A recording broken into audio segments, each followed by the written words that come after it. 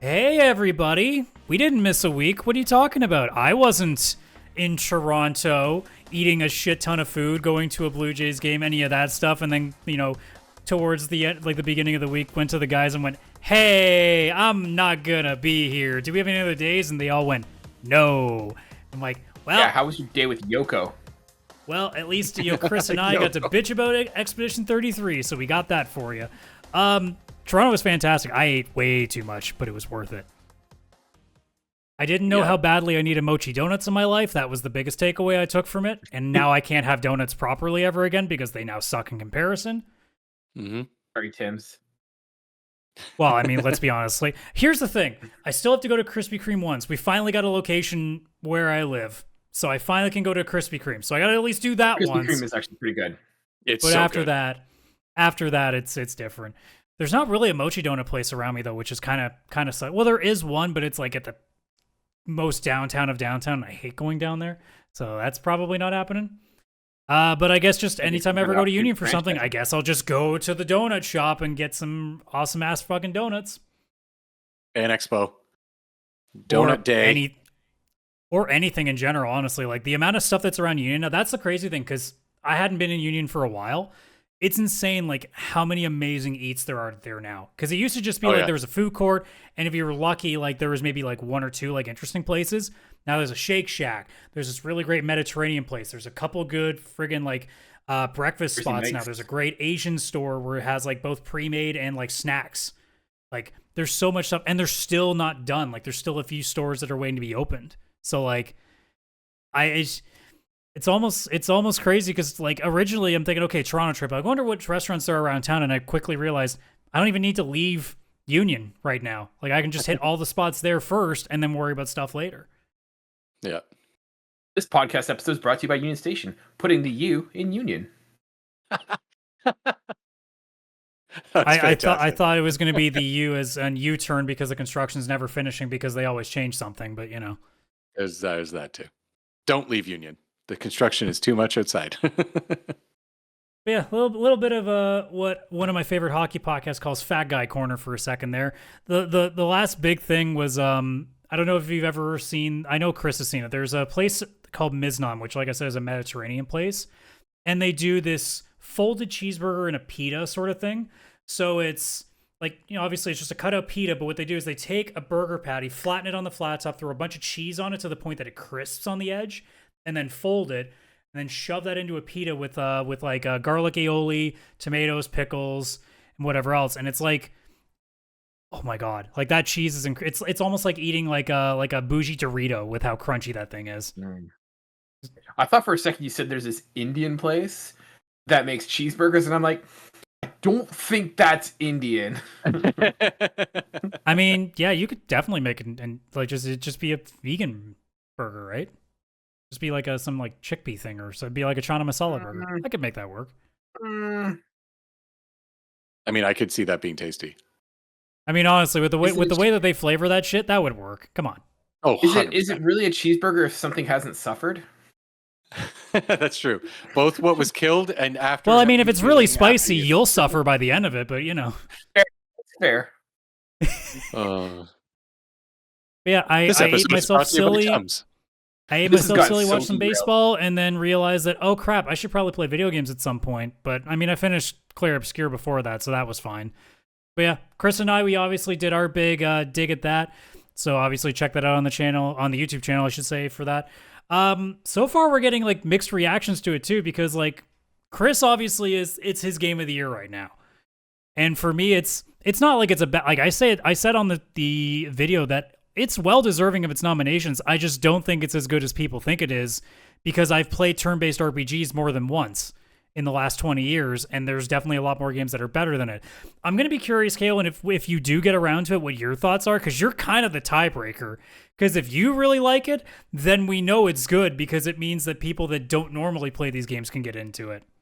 And it's funny because I'm such a wild card because I am not the JRPG person. So like, here's the thing about either way. I don't know what the Vegas odds on this game are for you. I don't know. No idea. I don't know how to call it. Because like, look, I think from a aesthetic, you'll love it. And I think from a storytelling thing, you'll love it. the gameplay is kind of the deal breaker here. So I'm going to try Clair Obscur. I think for me, I'm currently playing Assassin's Creed Shadows. Absolutely loving it. I'll talk about it in a little bit. I think after that, I'm going to switch over to Doom because I think Doom I can burn through faster. Yeah. Mm-hmm. And then I'm going to come back to Clair Obscur. And I think I'm actually going to really like it because I have no problem with turn-based RPGs. The thing I don't like about JRPGs is more the aesthetic and storytelling in JRPGs. It's the tropes in JRPG storytelling and game like narrative that bugs me more than like I like generally the aesthetic of JRPGs. I like the gameplay of JRPGs, but it's always been the narration and storytelling and stuff that has always kind of been like what dissuades me from JRPGs. So if it doesn't have those JRPG tropes in it, I'm all for it. Like there's a bit of goofiness to it, but it's very like short and sweet. And honestly, like they do it well because it's more of that dry, like British silliness. Yeah. None of the tropes you dislike are in this game, I think. I'm pretty sure it's not going to go Kingdom Hearts on you. Don't worry. Yeah, like I don't need like the kooky, like cute girl who's like just like out there kind of thing, and like the super edgy, we don't have the over the top like anime cute girl trope, but Lune still covers like a different set of female tropes that are just she's just attractive. Yes. I think that's the trope there. That's not a problem. But speaking of anime, I might as well say it because the video's been out for a few days now. So I mean, obviously you can check it out if you want the full thing. My hot take for it though is I think that this game doesn't get nearly as much praise if it was an anime game. If it was an anime RPG, I don't think it gets nearly the kind of praise. But because it looks so much like a Soulsborne game, I think it really gets people's attention because that's kind of the popular aesthetic right now. I think if this game comes out and it just looks like another like Japanese anime RPG, people just probably don't even pay attention to it that much. I mean, yeah, that's, I think, why Kaylan, who's over here, actually, I don't think he would have played it. I think that it's... Absolutely would not have. Yeah. So I think you're spot on, Adam. And that is... Hey, yeah. Kaylan's not going to play Metaphor, but he'll play Clair Obscur. Yeah, I think that is an actual fact. 100%. 100%. Well, I might as well just get into further stuff that Kaylan will definitely not play. Because we'll talk about Yakuza for a second here. Not that I've played a Yakuza game, but there is a game that I finished as well during my time off that, Chris, you'll actually be interested in because it's basically if you took a Yakuza standalone or a Yakuza minigame and turned it into a standalone game. Whether it's like the Hostess Bar or that new like Dodonko Island, I think is what it's called, in the new Like a Dragon game where it's almost kind of like Animal Crossing-ish. Oh, yeah. So this game is called Promise Mascot Agency.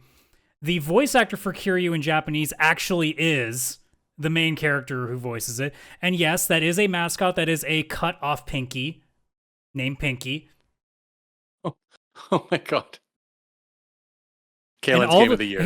Here's the thing. This game is great, but it's not for anything. It's not special. It is a literal, like, chill and burn out, like, whatever. Like, it's a collect-a-thon game. Because all it is just driving around, hitting certain points, collecting, whether it's, finishing all these shrines that gets towards a mission, finding customizable stuff for Pinky, finding upgrades, finding these, like on the screen right now if you're watching on YouTube, there's this card that shows up. There's, every once in a while, you'll send mascots because you're an agency. You're trying to revitalize this town, and they get sent to certain events. Because in Japan, mascots are a huge deal. Like, they're basically, like, the bread and butter of a lot of Japanese advertising over there. So you send them to events, and sometimes if it's RNG on whether or not it happens, they throw a quick mini game that's essentially like a trading card game where it's just you need to find a way to take out the health bar of whatever's getting in your way. Like the mascot's stuck in a door frame or a dog is chasing it. Like that's the event. And you just play cards that, there are certain it's not a complicated game. It's literally just whittle down health points, and there's cards that can increase how many cards you can play in that turn, or maybe you draw more. So you just got to figure out a way to make it work. Sometimes you just don't. Sometimes, card luck doesn't go your way and you fail, but it just means you don't get bonuses. But the idea is just to keep collecting money, so you can upgrade and then eventually work your way through the story. There's nothing special about it. It is just 100% like, it's like the Hostess minigame, Chris. It is just pure, you're making money and you're just wasting 10 hours of your life for no apparent reason other than I just can't stop. And that's what this game was. It's a solid 9 out of 10 for what it is, but like, does that make it better than Clear Obscure, which I'm giving an 8? No, but for what it was supposed to be, it did its job fantastically well. And it's stupid fucking weird, which I know is making Kaylan go, well, I'm definitely not touching this. But for me, fucking love that shit. It was great. Why is there a severed pinky as a mascot? It's a Yakuza game. That's the mascot. Yeah, no, like also I saw this instantly and I also just it's a kid. Like, it's a kid pinky mascot. There's a dad. There's what is he, a toe? Like what? No, he's just another pinky. Of course. Why not? Of course. Why not? Kaylan's just all of it. I'm laughing not even as much at the game as if you could watch the podcast and you could just see me zone right out. Like I am so out of this. That's usually anytime I talk about anything on the show because everything I play is like the polar opposite of what you would ever touch. The antithesis of a Kaylan game.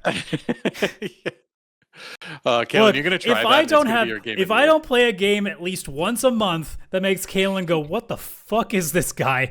Why am I friends with him? I wonder how you find these games. Like, there must be a forum. Like when you spend as much time as I do on Steam's what's the feature called? Discover, I think, just Chris. Oh yeah, the Discovery Zone. You get stuff because of the stuff that I played before. Steam knows me. Steam knows me pretty well by now. You're paying for these games. You're not just like seeing them on Game Pass. You're like giving money for the like not criticizing the game at all. Like whatever. Like, but you're paying for this. Demos exist. That also helps with a lot of these. Yeah, he played the demo, loved it, so bought the game. Platinum version, I'm yes, just please. Double checking something about it too because I remember seeing her name on this. I can't confirm it. Like, hey, I'm trying. Are you looking for a like cheaper version or a knockoff version of Yakuza? Great. Do you like mascots? How do you feel about small appendages? Great. Okay, we've got the game. I'm for you. I'm not crazy. Do you guys remember Ikumi Nakamura? Like the really peppy Japanese girl when she was advertising. What game was it? Oh my god. Ghostwire? Yeah. Yes. She's part of that. She's part of this team. Of course she is. Doesn't surprise me. Bless her heart. But not her pinky. And the last thing I want to talk about actually is like, I swear I'm not intentionally trying to take Kaylan out of this, but there's an anime that I watched that I think actually, Chris, you'd be really interested in because obviously you used to be a big MMO guy with Final Fantasy. Oh yeah. So it's called Shangri-La Frontier. It's now gone through its second season, so I'm like nearly done that now. I've been catching up on some shows.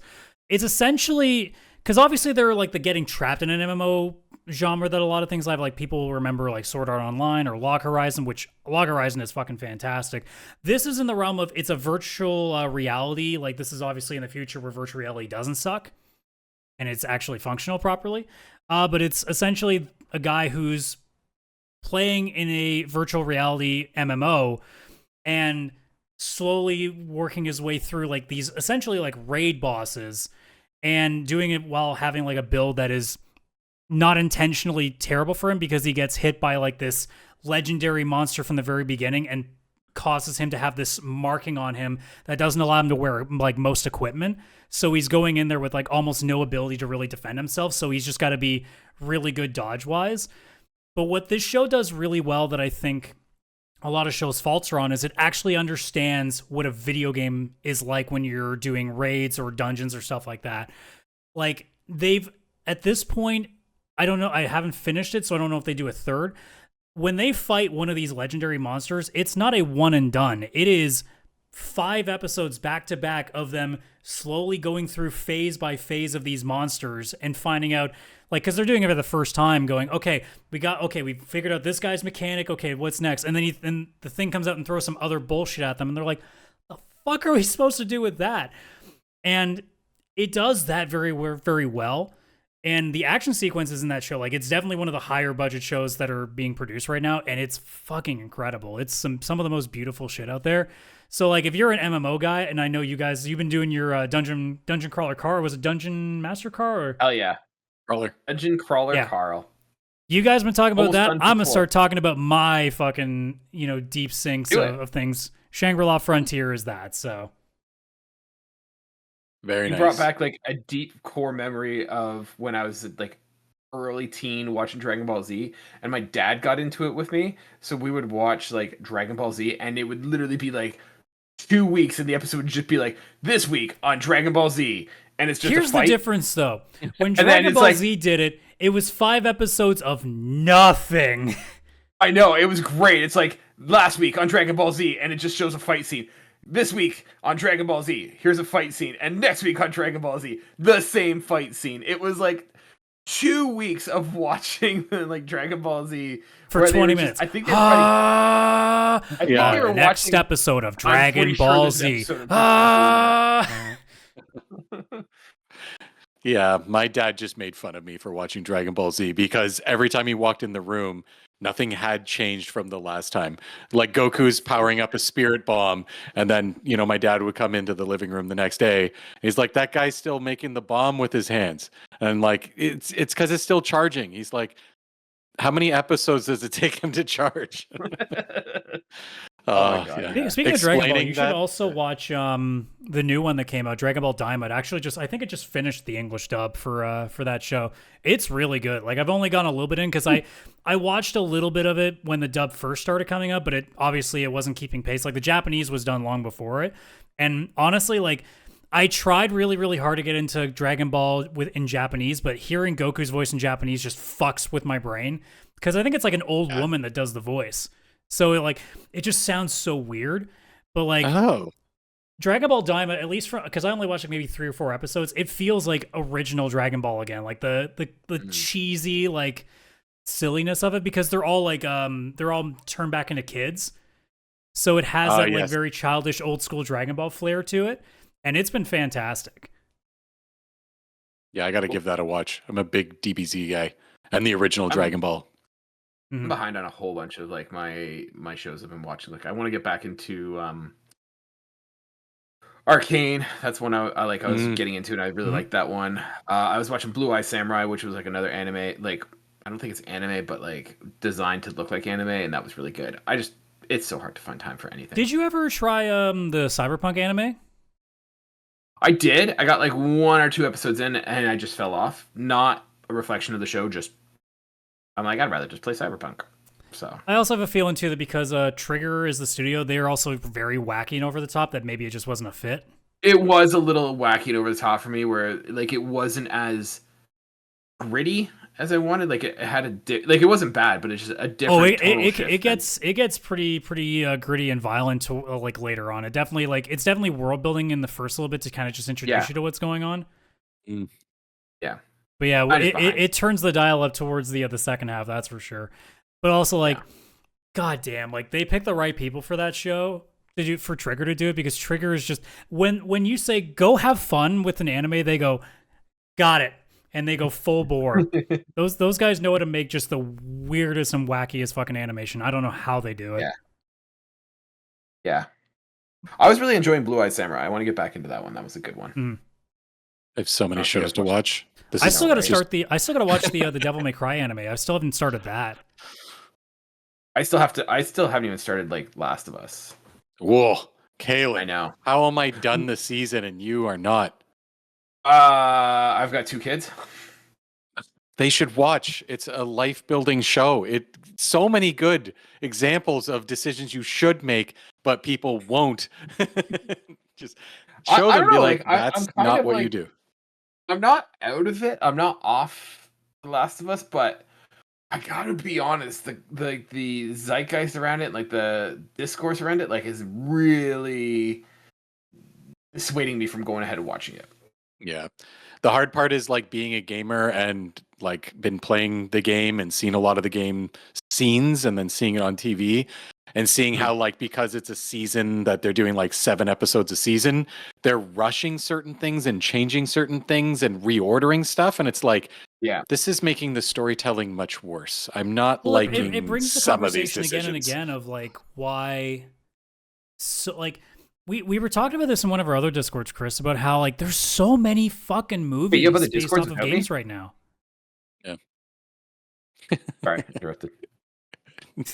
like there's so much stuff, and not to mention like with the TV shows, like it just seems like now it's just, well, we all know that Hollywood's been out of ideas for years now, so they're just latching onto whatever license they can do and just kind of produce it. But like we've learned it again and again, especially movies, but even TV shows are starting to show that it's not as easy either. It's really hard to tell, like, because they always pick these like 30-40 hour games, and we're trying to like make it work in 6-7 hours of television. It's like that's like the biggest thing that works with like people just assume that when they're making these things for video games that it's just, oh, take the biggest moments and, you know, turn that into a story. Honestly, some of the most memorable stuff is the nothingness that's happening, that you're just walking around and just aimlessly finding shit. And the problem with a lot of these shows is they aren't really able to do that, because you can't just have a bunch of dead air, because what the hell are you making these episodes for? No one will watch. But like in a game, like all that downtime, you want to play because, well, it's how do you get from point A to B? Yeah, and the characters talking and making comments and lore building in between and all that kind of stuff. And you get to tell the story over like 45 hours. There was the character you were saying where like you like just stumble upon them like in like an old building that was locked up or something, and then all of a sudden you found out later that all the people that were locked in there were actually the people they were trying to protect you from, or something like that. Yeah, there was like in Last of Us Part 2 in the game where you just have to go through this area to find your friend. And while you're working your way through that area, there's all the collectibles actually tell a story up until when you fight an infected person, and the person that you were reading about and all that stuff is that infected person at the end. And other infected you found like locked in a room and everything, he had actually put in there and killed. Like, but if you hadn't read the collectibles, you would have had no idea. You'd have just run into an infected and he attacked you. You take his bow and arrow and move on with your day. When I saw him, I was like, oh my God, that's that girl's dad. And he killed those 5 people. Like, there's a whole story that's told that you wouldn't have been able to do in the show, because you'd have to like explicitly tell it. And it's actually like the subtlety of finding out just through clues that actually makes that such great storytelling, right? So it's almost like a lot of these shows would benefit if they want to really do these things proper, is just, you know, you like in the way that anime has filler episodes, you can have an episode that's literally just a side story that just is contained in that episode, and then if it gets you to the next big moment, you can do that. But so many times it's just dialogue that they write to go in between it, and it's not really of any substance. Yeah. I think that's also like symptomatic of the fact that we have shorter seasons that take longer to get through, right? So we don't have the traditional television that we used to have, where it was like think of like shows back in the like the 90s and 2000s. It was like you would have 21 episodes for the season, and now we have 7 hours to get through a whole season. Yeah, and it's gonna take 2 years before you get the next one. Yeah, it's a brutal way of telling story that it you can tell with something like Last of Us Part 2, it suffers because they're condensing 15, 16 hours of gameplay and stuff, but also where story and stuff is building into this 7-hour time frame, which is like not easy. It's just like, and imagine trying to do that in like an hour 45 with a movie. Like it's untenable. Yeah. Oh yeah. Well, I think one of the problems too is that, like, especially with The Last of Us Part 2, it's been a couple years since I played it, but a lot of the time you are just playing as Ellie by yourself. Dina is usually at home base. Jesse is at home base. Like, it's not something where Ellie's interacting with a lot of people. She's just like basically a murder hobo, just going around and killing everybody. That it doesn't necessarily translate to episodic storytelling in that sense. So, because like, what's a Horizon show look like? Because Aloy spends like 80% of the game alone. She talks to herself. I might need this later. I'll save this for later. Gonna need a whole episode of you looking in your inventory system. Just No, the whole episode is just you walking and just picking branches over and over and over and over. Yeah. Anyways, we are like 40 minutes into this episode. We haven't even gotten to what Chris is playing. Yeah, I can briefly mention it. Kaylan, this will make you happy. I have actually now fallen extremely hard into Cyberpunk 2077. I tried to play that game twice. I've got the game and the expansion on PS5. I bought it the day it released, like that PS5 version in 2022. Bought it day one, played a bit, fell off for some reason, tried again last year. Got all the way until like right near the end of Act 1 where you're just breaking into the tower for the heist. At the That's beginning not Act 1. That's that's like the prologue. Sorry, I guess the prologue, yeah. That and it's like the big story moment happens and it like continues. Yeah, all of that is technically actually I guess it is the prologue. You didn't even get to the part where with Johnny Silverhand yet? Like at that point, no. Oh my god. No, I was actually right before that, which is still like 4 hours, I think, maybe 3 of gameplay. Yeah. So I didn't get very far. And I don't know what it was. Like, I don't know if it was because I'm used to playing like this type of game not on controller or like on PC or something. Like, I couldn't tell what was going on. And I really, really want to play it. Like, I had wanted to play it. And I just recently, like a couple months ago, built the PC I'm on now, which is not like a super high-end PC or anything. It's the equivalent. Well, it's not the same, but the graphics card is what Digital Foundry says is the closest thing to a PS5 Pro. So it's kind of like I just have a PS5 Pro, but I went with a PC because I needed one. My laptop was overheating and I podcast and do other things. So if I didn't have it, I'd be kind of screwed. So built my PC and I was like, you know what? Maybe I'll give it a go on the PC and I'll like be more excited for it or something because I really want to play it and I don't know why. You know, if I load up on my PlayStation, maybe it's just I wanted to play something else. Like there's just Assassin's Creed and other like more comfort food games where Cyberpunk is like not comfort food. It's like you're in it and you're like, whoa, this is amazing. I put it on the PC and first of all, I've got like, you know, the keyboards and all that like have the lights on it and all that. Cyberpunk is smart. They knew this is a very colorful game and literally had a color scheme for all my peripherals that immediately turned on. Like the the yellow and teal color scheme, like immediately was everywhere. And I was like, whoa, this is really fucking cool. It's like I'm logging into the subnet here. Like this is crazy. And immediately also just the PC version having the different settings and what I was able to put it up to because like, again, kind of like a PS5 Pro in a way.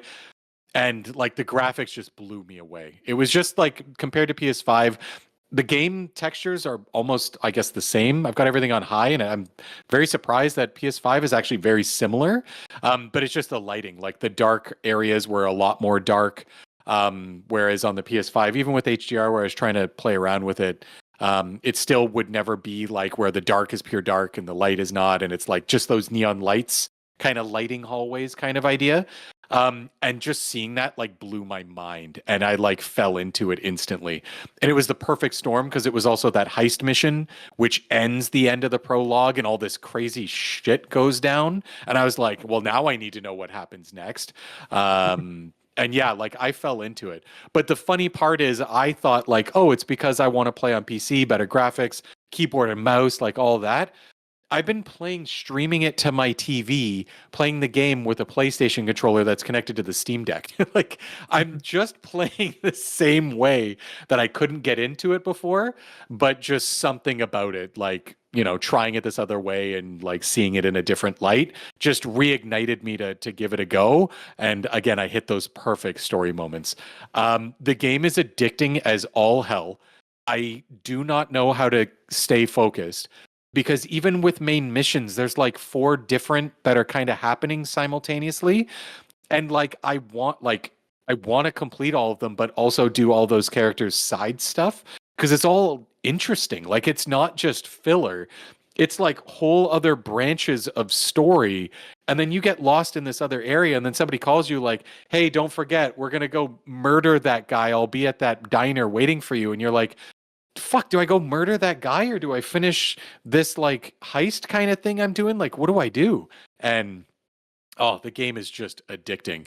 Pan Am is definitely my girl that I'm going to try and romance. I've seen you can. Yeah. I will be 100%. Yeah. The hardest part with playing this game, to be completely honest, is this bad habit I have with PC where I'm always like, I can't just play the game without constantly going back into settings to change stuff to see if I can get it just that even more perfect.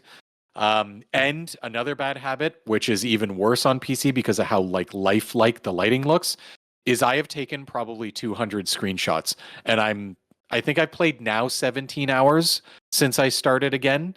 So I went from like 3 to 17 very quick in the last week. But yeah, I am obsessed with this game. Like I can't stop. And this kind of will tie into what we're going to talk about later too. But this has actually also given me a reason to be excited about this game coming to Switch 2. Now, I personally won't be buying it, but I had this game on my PS5 and I was actually worried, like, if I start on PC, I got to start all over again. I don't want to do that. But that's when I read online that Cyberpunk, just like Witcher 3, because CD Projekt Red does this, it has cross progression. Like, you can load your save on any device. It keeps your most recent autosave and manual save at all times, which is amazing because then I had the game on PS5. I remembered kind of where I was. I read like a quick synopsis just to get myself like reminded so it was fresh. But then I loaded up the game on PC, installed it, and my save was just there. And I literally loaded up in the exact spot I was in on the PS5. And once that happened, I was like, now I could actually see a use case for this game on the Nintendo Switch 2. Not as like your main way to play the game, but if I didn't have a Steam Deck and then I had to go sit on a plane for 8 hours right now, and I had my Switch 2 in a couple weeks, I would 100% buy Cyberpunk 2077, load up my save, and continue playing on a plane for like 8 hours. Like, I can 100% see now why that, while it's not probably not going to be the best way to play, would be a good handheld version to take with you if you're a pure console gamer and don't have any of these PC handhelds and all of that. Like, I actually got it after that because, yeah, like loading up my PS5 save on the PC, going back to the PS5 just to take a couple screenshots and compare the graphics of the two, but my saves are just constantly there. That was wild to me because that is such a rare thing to see in the gaming space. And it's something I actually want with Helldivers, so I could maybe try out the game on PC and not lose everything that I've done, you know? Yeah. Yeah. No, I absolutely love Cyberpunk. It is one of my favorite games of all time. I played it even before like all the patches. I think I was playing on like 1.3, and even that I found was really good. I'm curious, like, what kind of character are you playing? Like, are you doing Corpo? Or are you doing Street Kid? I'm Street Kid. Nice. What kind of like playstyle are you doing? I like to be, I'm very much net runner. Like, I'm very much hacking into people at a distance so much. I'm like maxing out my intelligence. I'm at like level 15 for that already. I've been doing that, and then I love just like having one pistol. Like, even though I've got stronger weapons, I like just having a pistol, doing a few headshots, and like hacking people. It's just like my favorite thing. Net runner punk kind of thing where it's like hacking and pistol shooting everybody. Yeah, that's my playstyle, and it's fantastic. And I will say, even after comparing the graphics on PC and the PS5, I am so, because I remember playing it on PS5 like right when it came out, and obviously it's patched like 2.2 now or whatever the heck they're on. Besides, obviously, you know, it's slightly different than the PC with the lighting. I was surprised how good the game looked on the base PS5. Like, I loaded up some of my scenes, or like my saves, sorry, and seeing like just the characters and the textures and everything. Like, this is like high settings. Like, they got this running really, really, really nicely on the base consoles, and that surprised the heck out of me. Just because, one, obviously, it had such a disastrous launch. And even when it first came out, I know like there was performance issues, and I remember even when I was playing, like I felt like FSR was like the upscaling was like really, really aggressive and like making it like not as nice. But now it looks beautiful. Like, I know I'm playing this on PC, but if I didn't have, because I didn't buy it on PC, I have the Steam family share with people, so I was just lucky that I could just install the same game and expansion on my PC without having to rebuy it, because I wouldn't have rebought it again. I'd be extremely happy now if I didn't have the PC version, just to hop on the PS5 and play that. It is so nice on that console, and it shocks me that it looks as nice as it does because of how big it is, and just everything that's going on there, you know? Yeah. In terms of I'm so jealous that you're gonna play this for the first time, because even the DLC is just so good. That's where I am now. So I'm in the act, and just in case any of our viewers haven't played this yet, I'll not say anything spoilish, but I did It's the like a 5-year-old missions. game. That's true. I did like the Voodoo Boys mission. I did the Pan Am. I did her mission to get her car back or whatever that was. There's a parade. I have not done the parade yet, but I am now in the Phantom Liberty expansion. I went to go start that, and that is a whole thing. That is like a whole game in itself. Holy crap, it is so good. It is like, honestly, it's like the best missions so far, and it was already 10 out of 10. So for it to jump up to what the heck is going on just to start this off, amazing. Like, yeah, so now I'm in there, and I'll have to go back and obviously do other main missions, but so I played this differently. Like, I finished the game and then I went and did Phantom Liberty, and I almost feel like that's the better way of playing it, but I don't know. I would hesitate and say, like, get through Phantom, or like do Phantom Liberty after. Oh yeah, that's how I would do it. If I was doing it again, I'd do it that way. Okay. Yeah, I'm just like everywhere. I'm in Dogtown now, but it's like I'm in like some set missions that I'm stuck in. Like, there's no way I'm getting out of it right now just because of what's happening. But yeah, I'm so distracted and all over the place. It's insane. It's such a good game. It is. It's like so hard. I'm not even doing all the like little side stuff. I was like, oh, it's an open world game. There's so much side stuff. I'm doing main mission side stuff. Like, it's main missions, which give you then extra side missions with those characters, but it all still feels like main story plot missions. Like, it doesn't feel like, oh, make sure to collect 10 butterflies and bring them back. Like, it doesn't feel like that kind of crap. It's like, hey, do you want to help me do this and get this back? And it's really important for me and blah, blah, blah. And it opens up new stuff. It's crazy. So crazy. I love it. I'm addicted. Glad to hear it. Yeah, for me, when you said like go and collect 10 butterflies, I'm still playing Assassin's Creed Shadows. That's where I got that example from. It's got the surprise of no one inside me. No, it's good. Like, so I came on last week and I was kind of like, I'm not sure what I'm doing here. I've totally figured out the routine and everything like that.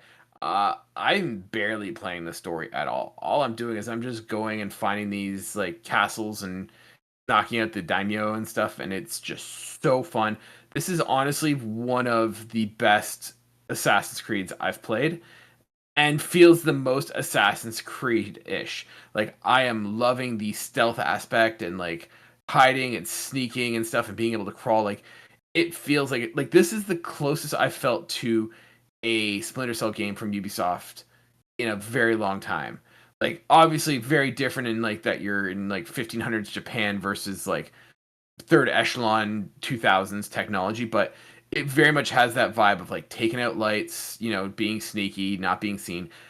It's hitting those vibes for me, so I am really enjoying it. Story, I don't really know too much what's going on. I just want to go and be a stealthy ninja in Japan, and it's checking those boxes. I know, like, this is not to say it's for everyone. I am a Assassin's Creed fan, so it's an easy sell for me, but yeah, I'm really liking it. It's absolutely gorgeous. I find it's weird that like there's so much dense forest, and like I don't even know where I'm going. It's just like I just got to go this way, and I'm just going through forest, not seeing where I'm going. And it's funny because it feels very empty when you're not in the cities. Like, there's a lot of just beautiful forest area with nothing in it and nothing interesting to do. But for me, I like it. It's checking all the boxes. It's one of the best Assassin's Creeds I've played so far. Really liking it. Yeah, I would agree that it's one of the best Assassin's Creeds in so long. Like, yeah, so long. It actually feels like an Assassin's Creed game and gives kind of those vibes like I had back on the PS3 days, but like modernized a bit. Yeah. It's so like good. I like being able to like climb towers and like walking along and stealthily like sneaking and stabbing, and I like the fact that it does punish you if you get caught, you know, in a combat scenario. Like, it's good luck. Like, not to say it's impossible to fight your way out, but it's not advised, and I really like that. Yeah. Oh yeah. Go into the castles and like just, oh, there's 3 samurai here. Take them out, and then you can unlock the chest with some loot in it. And it's like, all right, there's 3 people in this complex. Got to kill them. Let's be sneaky. And it's just like, it's like the perfect comfort food. And I love the day-night cycle. Like, I like the fact that you know, there's a nighttime and you're sneakier at night, and then daytime you're easy to see. I wish that there was a way that I could kind of like fast forward and like meditate and wait for like the daytime to pass, because it's long. Like, I think it's something like 25 minutes per like cycle. So especially me, like, I only get to play for maybe an hour or so. So like, if I miss that one window of nighttime, it's like, okay, well, it's not going to get another one tonight. So I kind of wish there's a way to like fast forward that, but it's a minor gripe. Yeah. Are you going for all the trophies, by the way? I don't know. I'm not like going with the intention of doing this. I'm just playing it and doing the missions I like, and then once I finish the game, I'll kind of see where I'm at. But I'm not doing it as like a, hey, I'm going. I haven't even looked at the trophy, so I'm not sure. The reason I bring it up actually connects with that day-night cycle. In the game, you can do like I don't think it's called calligraphy, but you can basically paint animals that you find on the map. There are 5 legendary animals, and one only appears in spring, one only appears in summer, one only appears in fall, and one's only in winter. And it's ill-advised if you are to wait to the end of the game just for that one, because you can't skip to the nighttime and the daytime and easily get between seasons. So it's kind of like, if you want to do it when it's spring, just quickly go paint that one animal and then continue the game. It's one of those things. I ended up getting all the trophies, and that was one, luckily, that I had already started doing by accident, not realizing it. So I didn't have to worry, because if not, you literally, there's nothing you can do but like just fuck around until it's been 45 minutes and the next season is finally there, and then you can go and find the animal, which is only available in the day or only available at night. And it's like annoying because there is no way to fast forward. Maybe they'll change that. I hope they do, because I think they've made it that you can change the seasons. I think I saw a button. I've not done it yet, but you can like fast forward to the next season at least. But not at least I've got that. Yeah, because even the day and night, like the animals would only appear at night, or only like spring during the day, fall only at night, and stuff like that. And it's like so specific, where it's one of those annoying trophies, which I only got because I had 3 out of the 5 already done by accident. So it's like, all right, just the last 2 I'll wait for. Once it's winter, I'll just ensure I remember to go and do that instead of sitting with the game running for 2.5 hours so I can go and fricking do that. Yeah. So far, like, I'm enjoying my time and it's not feeling tedious yet, so we'll see. But right now I'm liking it. Oh, yeah. Yeah, the achievements are actually not that bad in it. It was, besides that one I just talked about, I didn't plan on going for it, but by the end of the game, I was like, oh, there's just like a few things left for me to do. I might as well just freaking go and do it. Like, some of it was easy and silly, and some of it took like one try, and I'm like, okay, cool, easy. So, cool. Yeah, good game. So, guys, the Switch 2 is coming out in just over a week. Yeah, I know. It is. And I don't know why we're talking about it, because I'm not buying it. But you know what we can talk about? The current Switch, because, I mean, it's not like it's getting sunsetted on the 5th. Oh, no, it's packed up and sent away on the 5th. Like, you're dead to me. I'm selling mine. It's done. Well, I mean, it's like the Andy meme. If I don't want to play with you anymore, it drops it to the ground. I don't want to play with you anymore. Yeah. Well, I mean, for you guys then, well, it's time for a postmortem. Obviously, the Switch had a heck of a life cycle. Lots of pros and cons over the course of that time. Honestly, like, I'll give you guys the floor first, because obviously, like, I don't really have nearly as much to say about it, because I owned all of one game for that thing my entire time having it. So I don't have nearly as much to add in comparison. So I'll let you guys kind of go, like, what's your overall thoughts on this generation for the Switch? Kaylan, you go ahead. All right, cool. for me, the Switch was never my main console. I find between the three, it is the one I play the least. However, I feel like it is the one that has the biggest impact. I think one of the things is like Nintendo's great. Like Nintendo does Nintendo games better than anyone else, with the exception of Astrobot.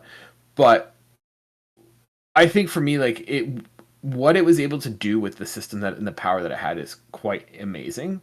But I think like the legacy for the Switch and what will be what history will look back on the Switch is I think Switch revitalized handheld gaming. I think handheld gaming was pretty much dead when it was basically cell phones only for quite a while. Yeah. Well, I mean, you think like PlayStation had like the Vita, which was kind of a failure. Yeah, you pretty much just had an iPad gaming. Like they did the Wii U, and the Wii U was kind of But after the Switch, like the Switch was a huge success, and now we've seen the PlayStation come up with the Portal. Like we've seen the Steam Deck, we've seen the Rogue Ally. Hell, we're seeing Xbox getting into like the handheld market, and I think that's all a result of the Switch and the success of it. So I think like it's really interesting to see how this is like this console. I think will be seen as like a significant historical milestone in terms of like the industry. Well, I think it speaks volumes that Nintendo, who notoriously switches gears every single time, decided with this one to not really do that. Yeah. Like if they added features like the mouse thing with it, like sure, but the Switch has not changed what it is. It is still a console that you can play on a television, but you also can just pull out and just play it like it's a handheld. Well, I think like one of the things, like we always give Nintendo a lot of credit for being so innovative, but I don't think it's going to sound weird to say, but Nintendo is not as innovative as we think that they are. Like it seems to be every other console. Like it seems like they do a big jump and then like the next one is like a half step and then they do something different. Because if you think about it, we had the NES to the SNES. Very similar systems, a couple extra buttons, but same sort of idea. Then you had a total transformation with the N64, and then that pivoted to the GameCube, and the GameCube was kind of just like a step up from the N64. Yep. And then you had the Wii, which then led into the Wii U, and then it came to the Switch. And now the Switch 2 is just an iterative of the original Switch. Whereas I think after Switch 2, you're going to see another huge sort of pivot. So I don't think it's like indicative of anything that the Switch 2 isn't as different from the Switch 1. I think like it follows a pattern that Nintendo has. Yeah. I'm not convinced that the Switch 2 will be the end of it. If it continues to do what it's doing sales wise, I don't see a reason for them to kind of get off of that, to be honest, because like unless the market gets so heavily saturated and take like if Xbox and Sony are suddenly taking a bigger piece of that pie from them, then maybe they try to see what else they can tap into. But like I don't know, like if the Switch 2 does like really, really well, they may just keep sticking with this. They might have just found their niche now. Maybe. Yeah, it's hard to tell. 2032 is going to be a wild year when we are discussing this and figuring this out. I think though I don't foresee the Switch 2 being the success that the Switch 1 is. I think that the price point's definitely going to prevent that, at least at first. Not only that, but like Switch 1 when it came out was unique in that it was once again the only handheld console that if you wanted to play video games on the go, unless you're dragging around some, gaming laptop or something like that, like you're not playing games on the go. And Switch was there, and it came out with a killer app of, Legend of Zelda, Breath of the Wild. And it was also accessible, right? Like, it was easy at, like, what, $400? To be like, cool, I'm going to pay $400 for this secondary console that I can use to, like, play games on the go. It's not my primary console. I still have my PS4. I still have my Xbox. Well, no, we didn't have Xbox, but we still have our PS4. It's a secondary console. I think at the Switch 2, I think it's, like you said, with price, it kind of pushes out that people now have to think like, okay, is this a serious console I'll be using at that price? But I think the other thing too is that there's now more competition in that Nintendo's not the only one in the game. For the same price as a Switch, you can get a Steam Deck, you can get a Portal, you can get, a Rogue Ally. There's a lot more options at that price, and so I don't think it's going to be the success that the Switch 1 was, especially because like mom and dad aren't going to be buying it for their kids and stuff as much. Like it's a big ask to get an $800 console here in Canada. Yeah, it's going to be a tough one.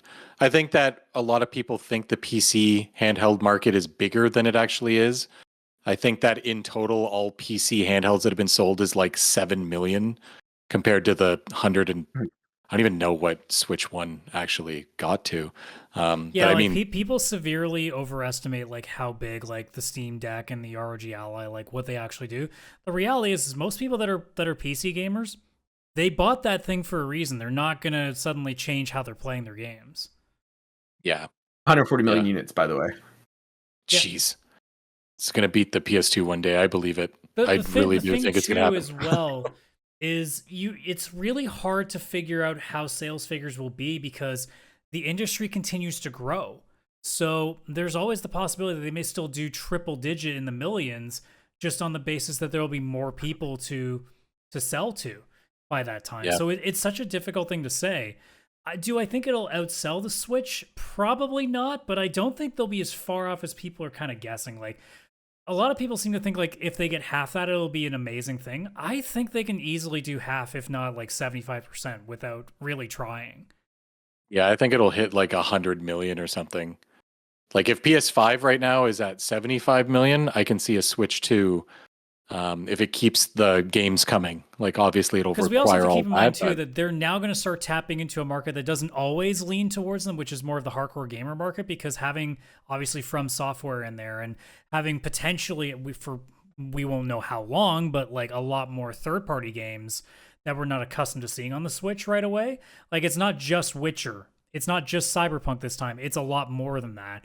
And if that can be consistent for a few years, that can get people to lean a little bit more towards them, especially in preparation of like, because there's going to be a hole for a little bit that there isn't going to be anything on Xbox or PlayStation side. So like there's a gap that Nintendo can use to bring a lot of these guys that right now are potentially bored. Like PlayStation really isn't doing anything right now. So there's a chance for them to take a bunch of those people that aren't really spending any money with Sony right now and convert them over to Switch for a little while. Because I mean, as you said at the top, Kaylan, like it's not like it's the one that you used all the time. I don't think Nintendo is looking for you to own it and it be your full-time console. I think they're more than happy with you, getting as long as you're getting their device and just buying the big games, which by the way, they never put down in price. So they're making good profits off it no matter when you buy it. They're going to get their money. Yeah. Yeah. I think one of the things that Nintendo did really well too is cater to that indie developer aspect as well. And that was another thing that my Switch became was like the indie machine, right? Like if I'm playing an indie, I'm cool playing it on my little handheld and I don't necessarily need to play it on PlayStation. My Switch became my sole indie machine, 100%. Like I'd buy them on PC or PlayStation once I got it. But once I realized that if it's a game like Balatro, or you have a game like Stardew Valley or anything like that, like playing it on the go in bed or on the TV, like having that option was perfect. And I think you kind of mentioned this, Kaylan, but it kind of goes back to how good portable gaming got with the Switch, because before the Switch, the two most recent ones were the PlayStation Vita and the Nintendo 3DS. And while both of them were great, they still were a different version of games or their own unique games that were specific to portable play. Yeah, they're scaled down. They weren't as good. Like I've tried Uncharted Golden Abyss, which is a cool game, but like it doesn't feel like Uncharted 3 or something, right? Like it is very scaled down. Then I had a Nintendo 3DS. I was a big Nintendo portable guy. That was like kind of my thing for a while. And it had some great games, but again, they were not the scale that the Wii or Wii U, I guess, at the time would have been able to pull off. You would have never got an Assassin's Creed ported there or Borderlands or something like that. And the Switch turned that around by what if, this tablet or this portable system was what we hooked up to the TV. And all of a sudden, you don't just get your indies on the go, which is what I used my Switch for probably the most, but you also want to play the newest console, like on the TV Nintendo exclusive, like Mario Odyssey, perfect. That can also now be taken on the go, and you don't have to sacrifice anything except going from 1080p to 720p, which back in 2017, when this thing released, was a big deal. Like a 720p screen, while we now look at the Switch, we're like, why is it such a low resolution compared to all these other handhelds?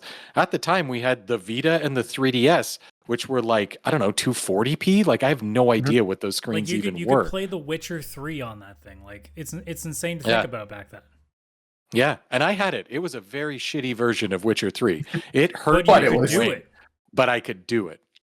Yeah, and it like, was like wild. Not everything was the Mortal Kombat example that we got, but like the fact that there were some pretty big games that you could just play on the go, which before the Steam Deck was not a thing.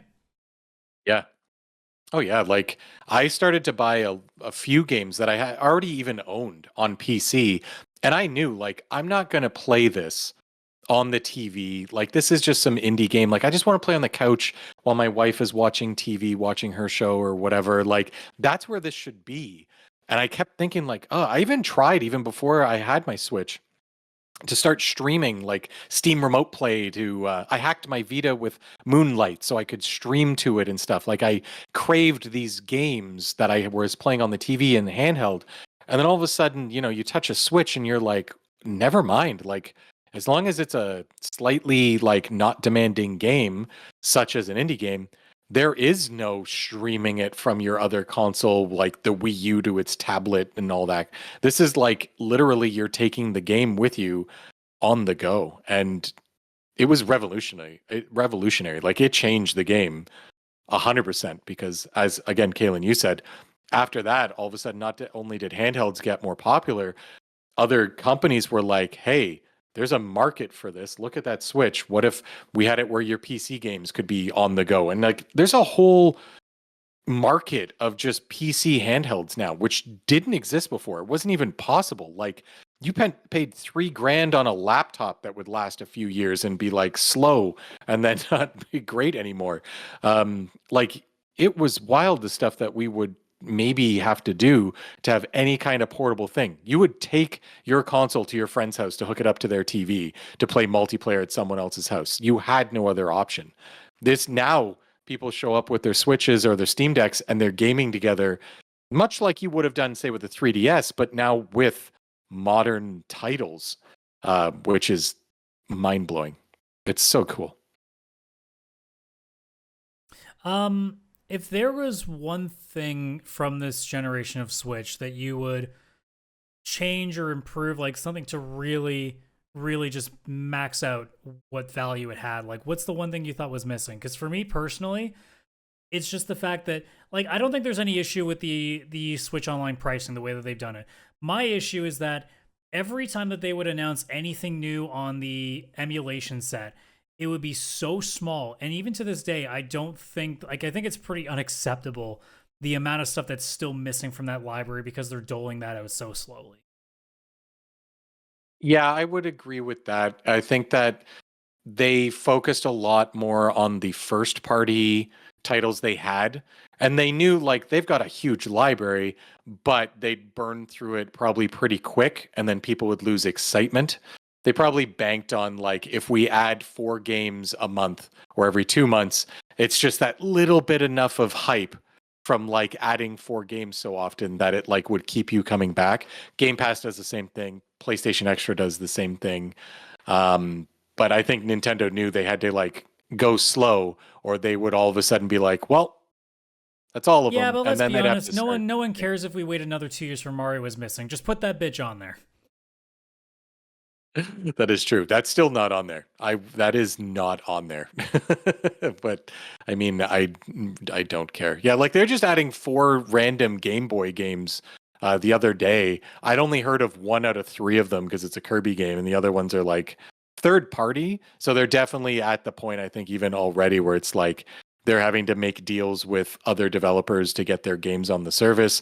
I'm assuming that's cutting into Nintendo's profit with Switch Online and all that kind of stuff. So yeah, it kind of does suck because, to be honest, touching on your point, the thing I would love improved is to not have all of these games locked behind a subscription. I think being in the subscription is fine.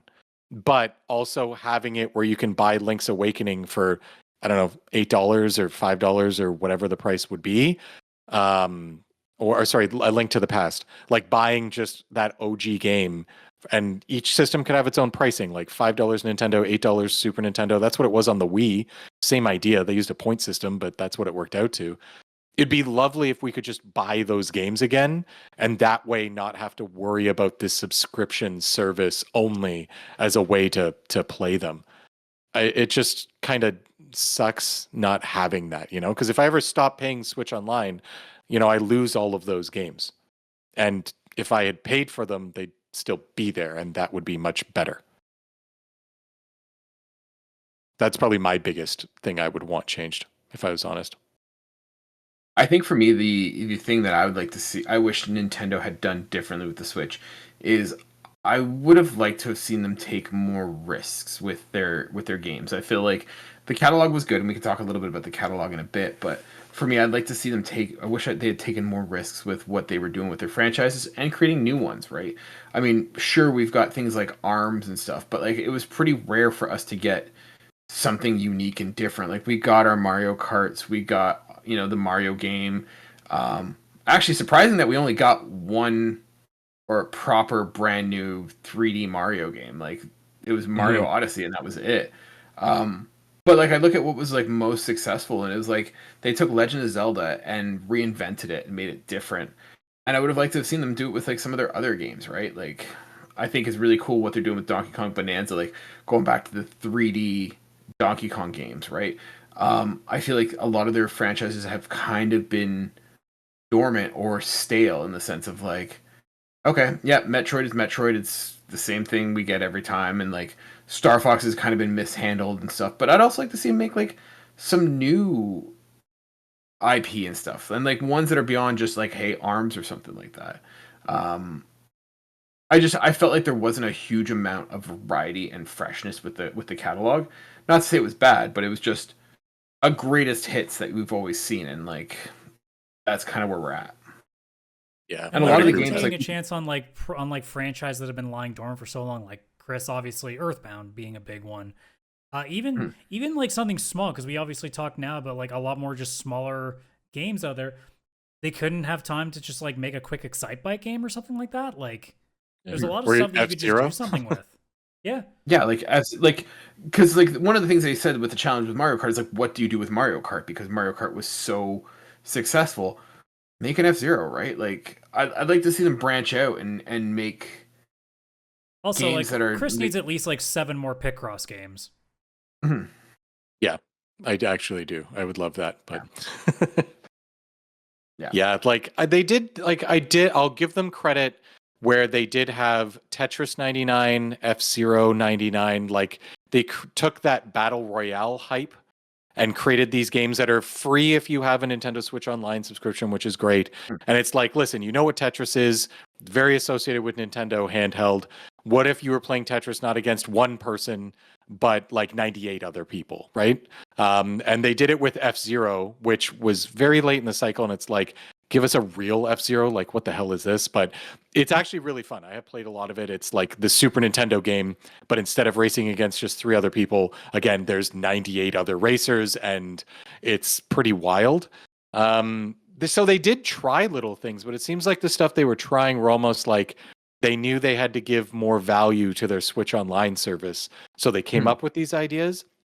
And then their big AAA titles, like you said, Kaylan, it was played very safe. Like, here's a Kirby game. Instead of 2D, it's one of those 3D ones. And it's like, yeah, but we already know what that is. And like not a lot of innovation happened.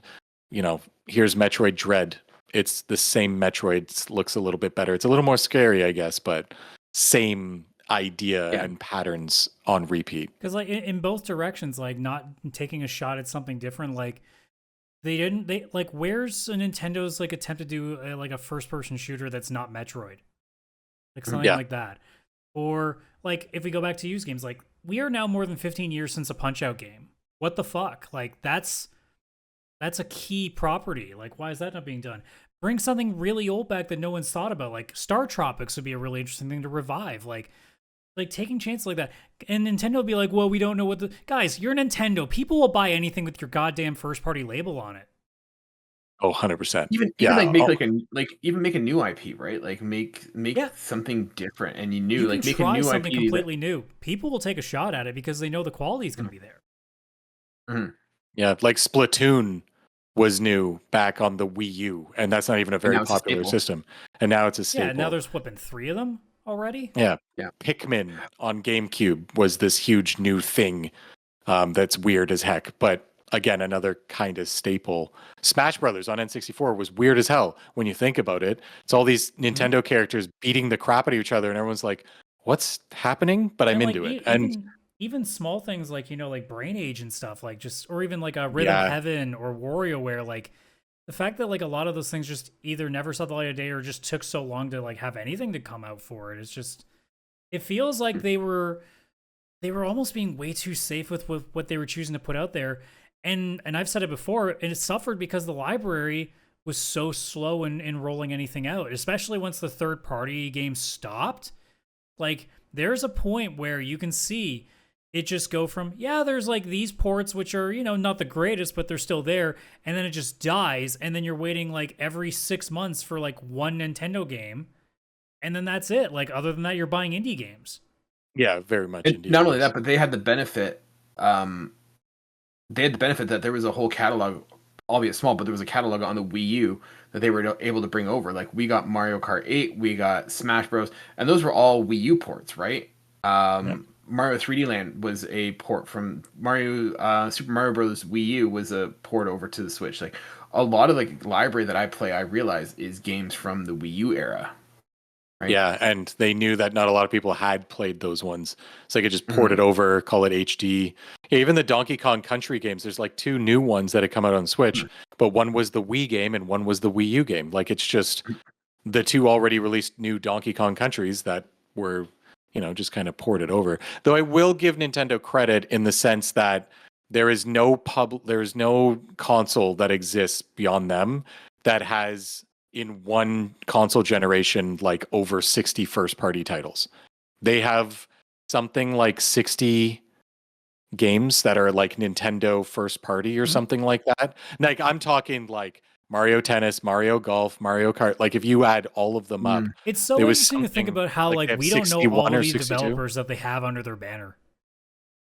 Yeah, it's funny that you don't. Yeah, like you said, like we can name a lot of, if not most of the studios under PlayStation, but like I can't name any of them. Like, or I can name very few of them that like develop. Because we have no idea. Because it's just Nintendo. Like we have no idea like how many teams they actually have. Mm-hmm. Yeah, like I just quickly opened the list, and holy crap, is that huge? That is a massive if you list go from of like 2017 to like, there's a lot of stuff. Now, is there a lot of similar names? Like Mario's there a lot, Donkey Kong's there a lot, Kirby's there a lot. There's a lot of the same properties. But like there are things here and there. But like for the most part, like even if you go to the last couple of years, did they really take any risks? Not really. The closest thing to a risk you have is them bringing back Super Mario RPG, which none of us thought was ever a possibility. Yeah, that was a big deal, I would say. Yeah, like I'm looking at this. There's like 2 different Pikmins. There's like 4 Kirby's, multiple Pokemons, like 4 Xenoblade games, like 3 or 4 Mario Party games. And like a ton of Legend of Zelda. There's like 6 or 7 different Legend of Zelda games. It just keeps going, but it is very repetitive in the sense of like there's multiple Luigi's Mansions, which I didn't even know until I just looked at this list. Like if I'm being honest, the last year where they took chances was 2019. Because like there are smaller games that are like not the major properties, but in terms of like bigger games, like you have to go to 2019 where you had Astral Chain and Daemon X Machina. Yeah. And I'd even give them Marvel Ultimate Alliance 3. Adam, you and I had actually mentioned that briefly, I think, in the side quest in the future. Comes out. But this even Friday. That's like an existing property, because that's why I don't really include Bayonetta either, because it's not really a chance when it's already something existing. True. Yeah, I just found it interesting that Nintendo, of all people, was the one with Team Ninja to get the property or publish Marvel Ultimate Alliance 3 as a console exclusive, since it was mostly like a PS2 popular game and stuff. Because like beyond that, if I take away like either ports or other series or like remakes, it's a lot of nothing. Like there are some things that I've just never heard of, but obviously they didn't make any dents, so they're probably just like smaller indie stuff. But like it's really only the first 3 years of the Switch that they tried a few things and then just went, nah, we'll just throw Mario on something and we'll be fine. Yeah, or like a lot of, like Kaylan said, a lot of Wii U remasters. They did do like the Link's Awakening remake and stuff like that. But again, it is a remake of like an already existing game, and they just obviously put a fresh coat of paint on it. Maybe Echoes of Wisdom. I guess Legend of Zelda actually did have a little bit of innovation, just because like having Zelda in a game where you're just like barely even use a sword. Franchise, so it's not really a risk.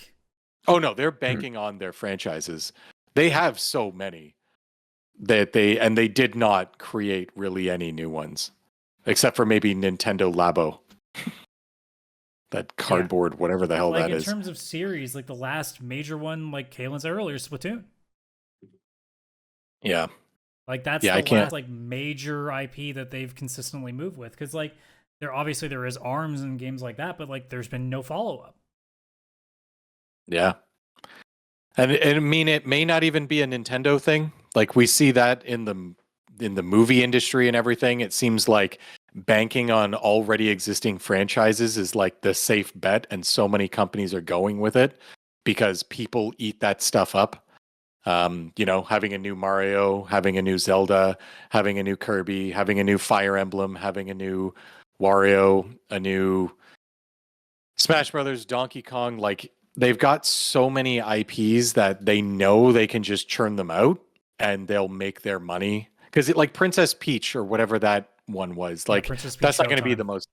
Yeah, that's not going to be the most popular title, and that got over 1 million sold in like the first 3 days. And I think that's where the frustration from the fan side comes, where it's like, we'll buy it, just fucking just do something, like do something else. Throw a Punch-Out game in there, throw a Star Fox game in there. Like we'll give it a shot because we know you guys are going to do good on it. Yeah, or like Kaylan said, make brand new IPs. Like ARMS was an attempt. It was right at the beginning. It seemed like, oh, cool, Nintendo's going to be trying some new stuff. They did the Labo stuff, which I mean, it's weird, but still, they did it. Yeah, and it's all in the early part when they were just trying out to see what the Switch could do. Now you've had like almost 10 years now. You know what works on it, so now you can take some chances with it. Yeah, like even the exercise game that you have, even to Adam, Ring Fit Adventure or whatever. Yeah. It's like a very cool concept. That was Nintendo trying something brand new. Yeah, sure, it kind of touches on the Wii Fit, obviously, from back in the day, but that was innovative. And for them to try that again in a different approach is very cool, right? It had like the Pilates ring and a whole new character and a world that you actually play in, which is fun. And like they gamified exercise. And I loved that, especially during the pandemic. It was unique, but again, I think that came out like in 2019, which seemed to be the last time they were trying new stuff that wasn't a remaster, a remake, or just putting out a new sequel in an already when you really think existing about it, IP. like post-pandemic, is there anything really new that they've done? No. Like they've revitalized franchises that they're already consistently using, but like they haven't really. Like, we're not sitting here talking about the next big thing that Nintendo's doing. Yeah. Which I think is like the one, if there was one thing I can really take away from Nintendo, it's that like, we're going into this next era of Switch with no assurance that there's going to be anything different. It's just going to be more of the same, which is good. Like, it's not like it's bad quality stuff, but it doesn't feel like, like, oh my God, what are they going to do next? Whereas like right now with Xbox, we're like, holy shit, what else is going to come on this console that's going to be incredible that we've never seen before? Yeah, absolutely. Though I guess you do have a good point that we should also point out. Like Nintendo games release with quality. Besides, I would say the Pokemon games, which have been struggling. Which is insane to think about that those are the ones that suffered. Yeah, like they're big money makers. It is like if you buy a Mario game, you buy a Zelda game, all that, like it's gonna be good. Like they figured it out. It is the same thing. It's not a risk, but yeah, at like least even it the is most hated ones are good like one. what 7s out of 10s at worst. Like Yeah. your Spirit Tracks, like no one's sitting there being like they're bad games. They're just saying it's like, well, it's not Ocarina of Time, you know? Yeah. Kaylan, you look like some you got good games. something.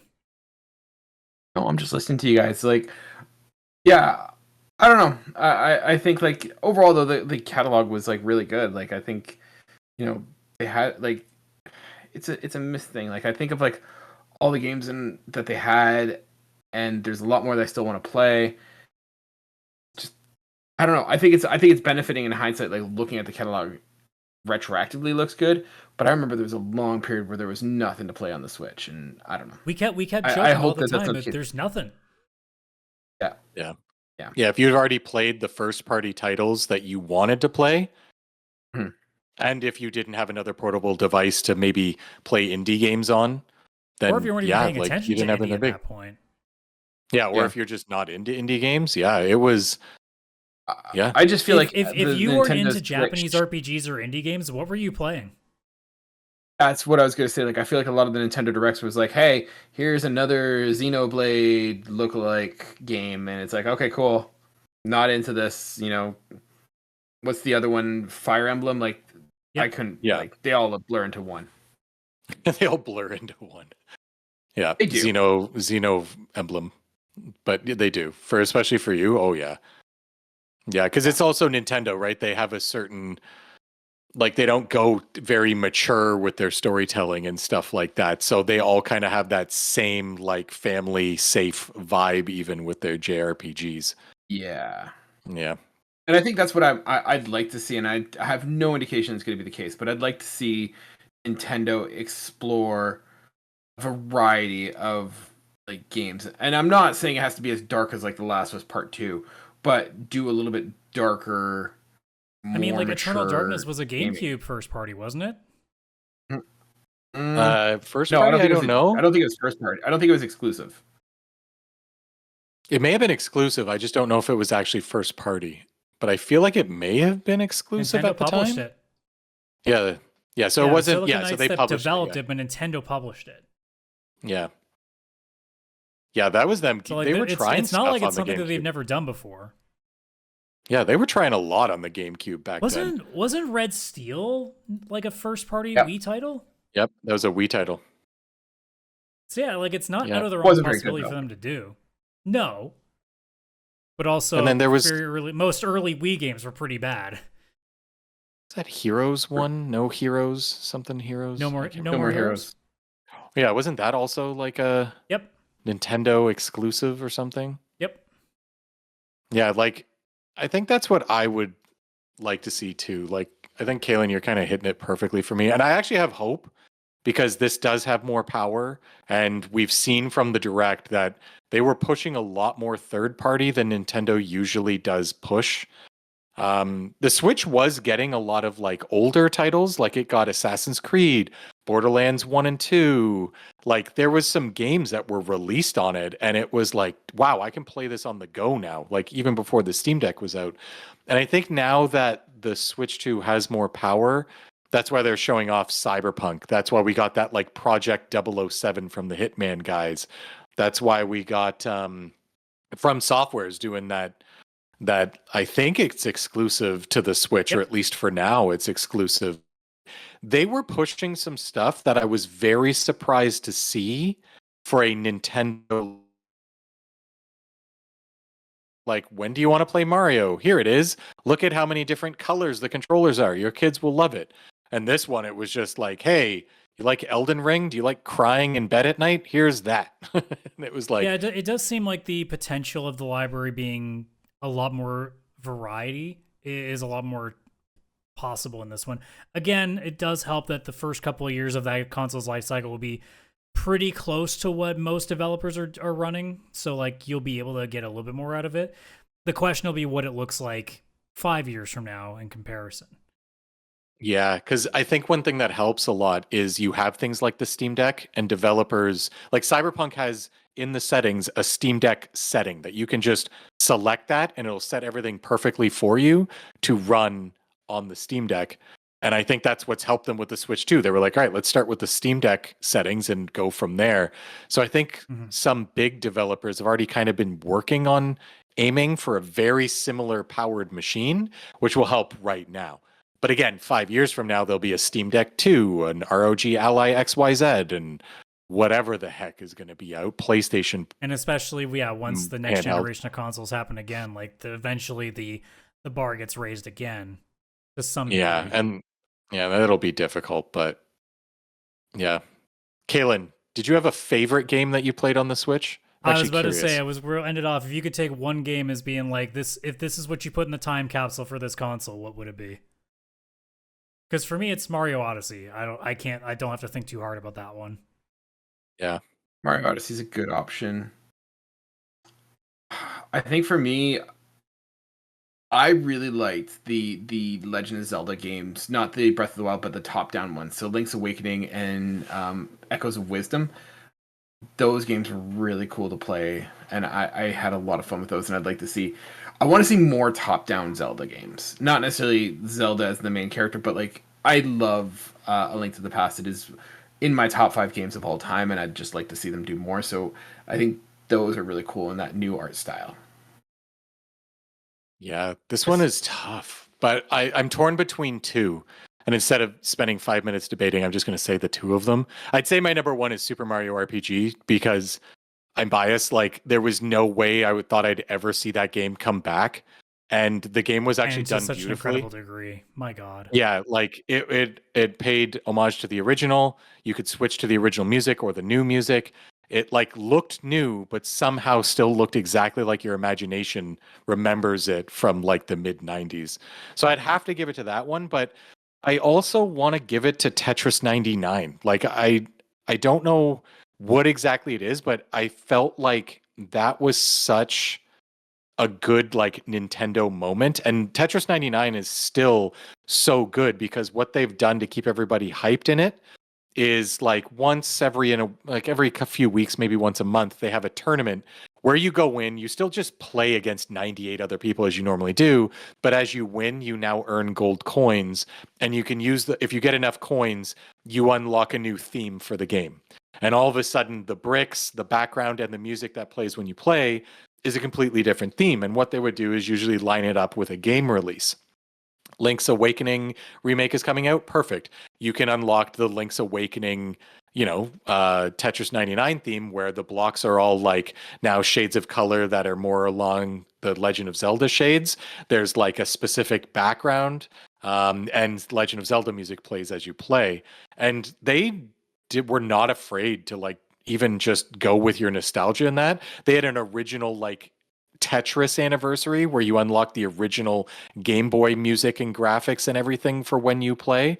The game's still the exact same. You're still playing against 98 other people, but it let your version be its own self and stuff, right? Like, I just felt like for a game that's just included with the subscription of Switch Online, that if you actually played that game a lot, to me, the $25 a year, it almost paid for that. Like, it was crazy that you could do that, and play it and just have so much fun with that. So I'd have to give it also to Tetris 99 along with Super Mario RPG. Two very different reasons, but I have to give both of them a shout out. I have to.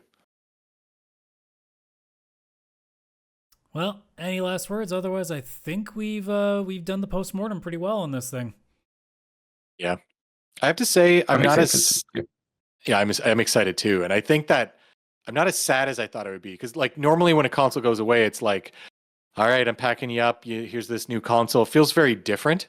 This one, especially since Nintendo's going full backwards compatibility, which, let's face it, like that's always been a little iffy with Nintendo. Yes, the Wii games played on Wii U, but I remember that all of your virtual console games, you didn't just like log in and re-download them. You had to actually connect your Wii and Wii U and physically transfer them, or you'd lose all your purchases. Like, it was always like such ridiculous stuff. And for the first time, it's like you're buying a Switch 2, which looks and feels just like an upgraded Switch, and all your games and saves and everything are just going to transfer over. Like, it doesn't really feel as like, I don't know, ending like normally it does. I feel like this is something that even with PC handhelds and stuff like this may be a thing going forward. Steam Deck 2 comes out, like I'm not sad. I've just upgraded the Steam deck I already have, right? Like I feel like Switch is kind of going the same route versus 3DS ended, and it's like, well, that's that. No more anything like that anymore. End of an era. You like 2 screens? Not anymore. Like, So it's interesting. I almost just want to just sell the Switch and be like, okay, bye, and then just go get my new one. Well, you are less than 2 weeks away from that, so got that to look forward to. But that is going to do it this week, folks. Thank you so much for checking us out here. You know the deal. Like and subscribe if you're watching here on YouTube. If you're listening on any audio platforms, if you can give us a rating, do so. Share with all your friends. Linktree, linktr.ee/PixelPlay Podcast. Link to our Discord, link to our socials, all that fun stuff. This Friday on the Side Quest, Chris and I, we are doing Xbox, the OG Xbox, not Xbox One. Yes, Microsoft is confusing. You know how it's always been. We'll go through the remakes there. We're nearly done that generation. We got the PS2 left to go, and then we'll probably do one more generation after that, and we'll be done, and then we'll have to figure out what the hell is going to happen after that. But that is probably 2 months away from now problem. Who cares? But you know the drill, guys. Thanks for watching. Enjoy the rest of your day wherever you may be. Take care. Bye-bye for now.